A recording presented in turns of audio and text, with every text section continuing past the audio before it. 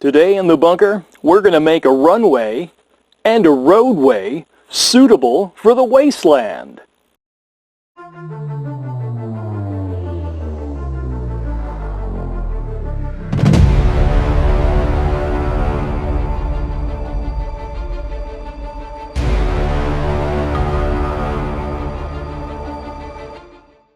While I was building the airport, I knew that I needed to eventually make a runway. I also have a Zona Alpha project where I'm building a Soviet airfield, so I needed to develop a technique that would work for both.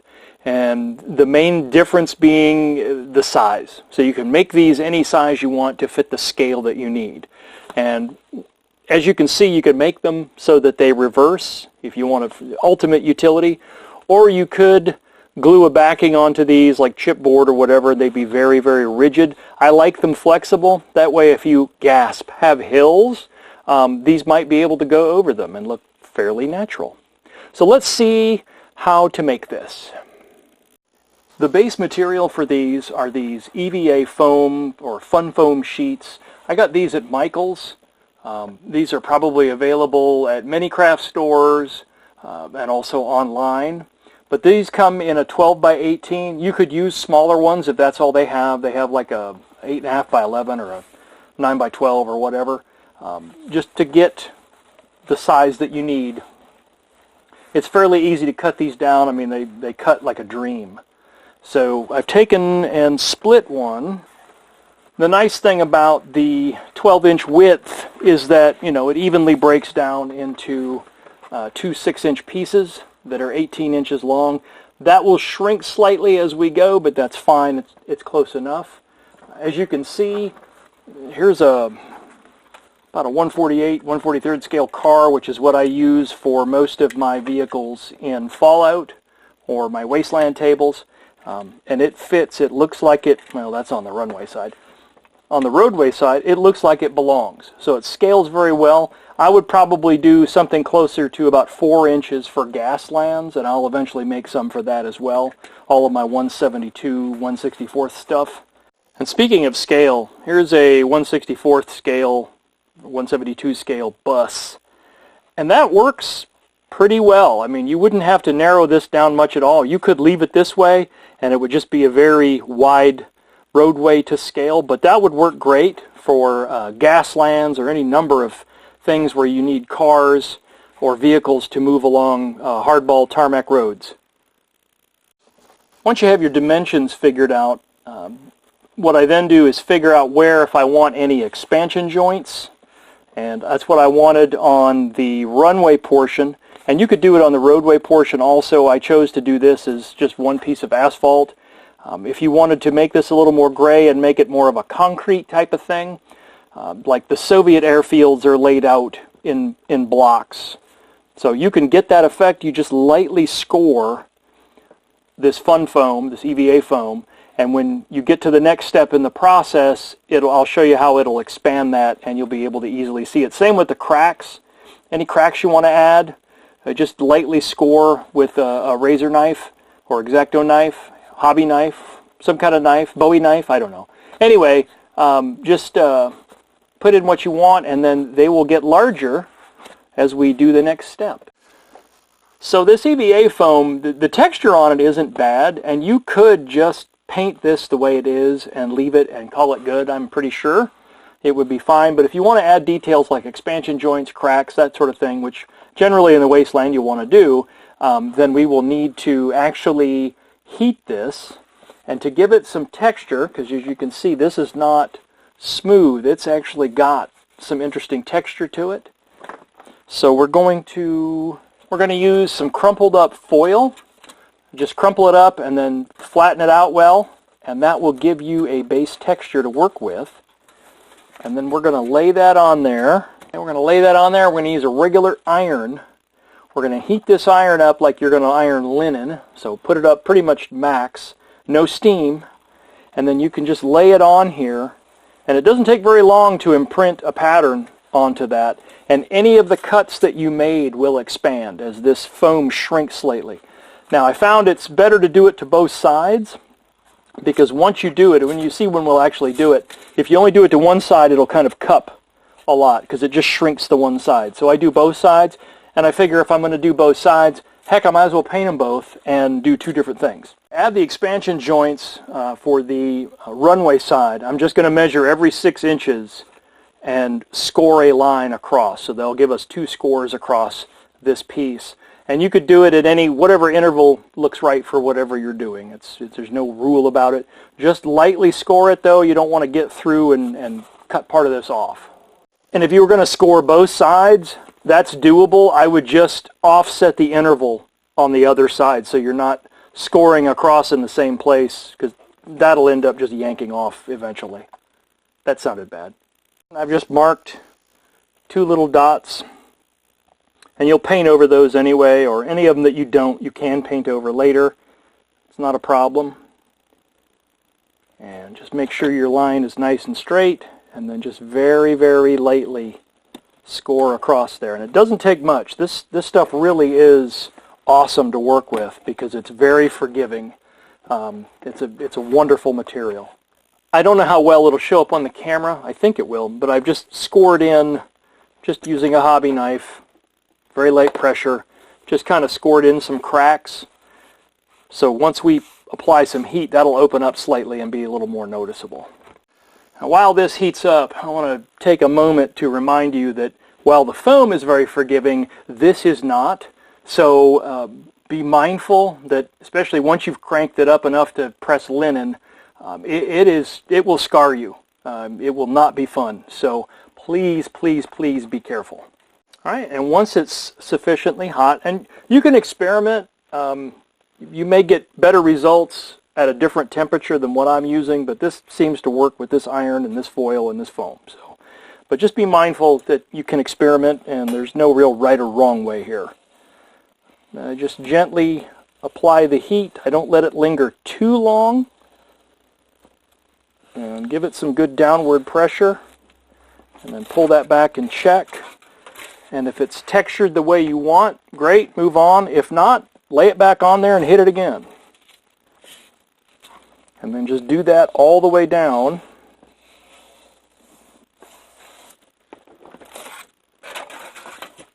Now, as you can see, it starts to cup because this side is shrunk and the other side is not. So once we get this side done, we'll do the other side, and that will flatten it out. All right, we've done both sides. And as you can see, that flattened it out. It's not perfect. You kind of have to manipulate it a little bit and kind of convince it to lay down in the direction you want to put this. But which is why if you wanted a more perfect surface, you could easily glue some chipboard or something to the back of this, and that would flatten it right out. It would just make it a little more difficult to run it over a hill or something, but well, let's face it, a lot of gamers don't use hills worth roads, so maybe not a concern. And as you can see, the cracks opened up, as did the expansion joints. They all expanded, so that makes it easy to detail. So next, we're going to take and just hit this with some gray paint. I'm just going to kind of mist it on, and you could paint it a little more evenly. You could paint it darker. If you don't have gray spray paint, you could easily take some gray craft paint, various tones and shades, and you could stipple it on with a brush, or you could use a sponge. The effect will be a little bit different in the end, but it will still look like a roadway. So don't let that put you off if you don't have a spray can or an airbrush. Just, fiddle around with it. You can make it work. Once that paint dries, and you can kind of flatten this out a little bit, then it'll be time to paint on whatever markings you want. And when I did this first one, just as a test shot, he said, rummaging through a pile of stuff, I had used painter's tape and just put the strips down and kept moving them, which, pulled up some of the gray. That actually is not a problem. That kind of works for you there. If you're trying to make a very sort of dusty and forgotten roadway.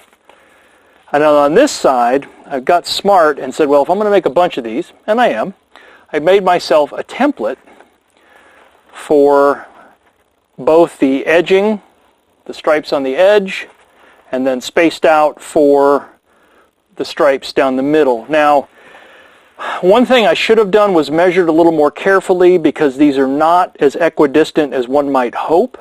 So there'll be a little bit of a gap.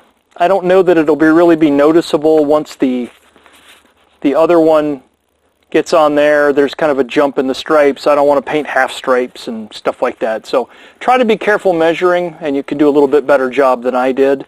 But again, I just used a pen and just measured out, where the middle was. In this case, about 7.5 centimeters, because it's about 15 centimeters wide is what it shrunk down to, just a hair over. So you can kind of guess. And then just put dots every so often. And I've got a witness mark on the template, so I can kind of use that to help judge. And I made this one here so I would know where exactly to start the next one, if you want one to come next. And then you can just lay the template on there once that dries a little bit. And be mindful when you're sponging the paint on, it's pretty forgiving. Give it a moment or two to dry a little bit before you move this, so you don't smear it. Same, especially on these center stripes. And to do the longer stripes on the runway side, you could either make a longer template, or in that case just use some painter's tape and just move it. I did them about 4 inches. They're an inch in from each end. They're a little less than 4. But I noticed that the stripes on runways are very, very long, because you're kind of looking at them at an angle, and it's an airplane, and it's horrible. But also on a runway, every runway has the compass bearing, or an abbreviation for the compass bearing, whichever way that end is facing. So like I did 13 just to be cute. The far end of this runway would be 31. That's about the opposite on the compass rose.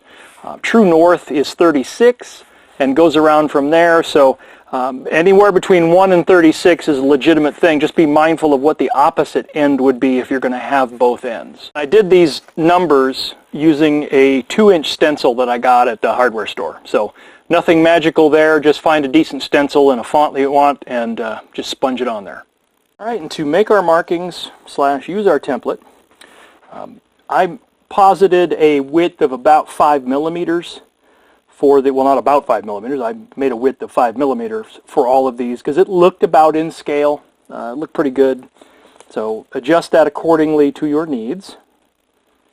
And then we're just going to lay this on here. And I made it so that you can just sort of butt it up against the edge, and you'll be golden. It's not super scientific, but it doesn't have to be. And we'll take a little bit of paint on our sponge, because I love me some sponge. Try not to get our sleeve in the paint, because, my work area is a nightmare. And then we'll just dab that on to our liking, as heavy or as light as you wish it to be. And if it looks really splotchy and worn, that's so much the better, at least for the wasteland. And that comes out pretty good. And then we're going to do the same thing for the center line. And I just marked, I don't think you can see them on here, especially when I hold it out of camera, just little dots so you can kind of gauge where that is. And you can see our center line goes through that dot. So we'll do that exactly the same. We'll just take a little bit of paint on our sponge, hold this down, do it so you can't see it because I'm blocking everything, I'm sure. Okay, and we'll let that firm up just for a moment, and then you just keep going that way with that. That is exactly how I did this one. I just kept moving. I did the 2 and the partial one, and then just kept moving down. And, like I said, the spacing could be a little better, but anyway, it works, and I think it makes a pretty credible roadway. I should mention this template is cut from a piece of the plastic packaging that my tufts came in, and I just drew on a piece of paper what I wanted to be cut out on the template, and then taped this down. I think I have a still shot of that I'll probably insert here so you can see, and just very carefully use your ruler and your very sharp hobby knife, and just sort of cut those out. Take your time. Neatness counts, because this will save you hours if you're going to do a bunch of these, and a lot of tape. Painter's tape isn't cheap anymore, so definitely make yourself a stencil. The other nice thing about this technique is either with the tape or with a stencil, you can put any kind of traffic markings you want. If you wanted to make turn lanes, you could do that. It becomes a little tricky when things get curvy. Same thing with doing curves, cutting out of this. There's some math involved, and math is hard. At least that's what Barbie told me. So right now I'm just doing straight portions. I will do some curves later. Of course, you don't need curves for a runway really, but it's all kind of angles, so not a big deal there. One of the other benefits of this material is that if you wanted to have an area where the road kind of crumbled away into nothing, you could very easily cut this and score it and just make it sort of crumble, and it would look really pretty nice on the table. And then especially if you had some bits that you cut out to kind of further sell that, where there's some spaced out pieces with earth in between, it'd be easy enough to do that. The other thing is, if you were, especially if you mounted these on card, if you put some static grass or some little tufts in any of the cracks or joints, that would really help sell the notion that it's something that is just not maintained. Now I'm going to file this under the heading of happy accident. I've got a set of these really nice neoprene sort of mouse pad style roads I bought a while back from Amazon, and I'll try and find a link and put it in the description. But I totally did not realize that actually the surface part of that you would drive on is actually 6 inches wide. So this butts up against it and makes a pretty credible, that sort of dividing line between counties, where one county maintains their roads a little better than another, or it just turns into kind of a secondary road at that point where it's not really maintained very well at all by anybody.